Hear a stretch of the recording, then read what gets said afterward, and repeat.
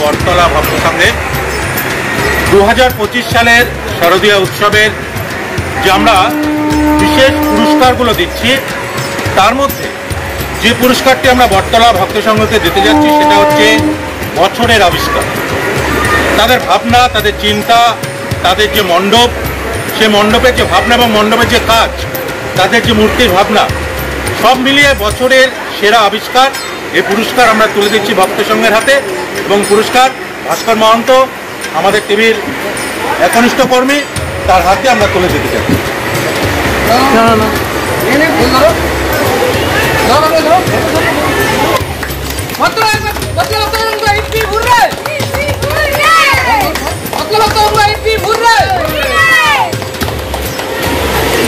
কি বলবেন?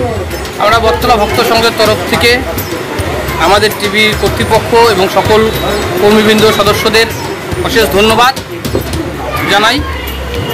এবং আমরা এবছর একটু বাজেট কম করে পুজো করছি, কারণ আগামীতে আমাদের 75 বছর আসছে, তার জন্য আমরা এবার বাজেটটা একটু কম। দর্শনার্থীদের জানাতে চাই, তবুও আমাদের মণ্ডপে আসুন, মণ্ডপ দর্শন করুন, প্রতিমা দর্শন করুন।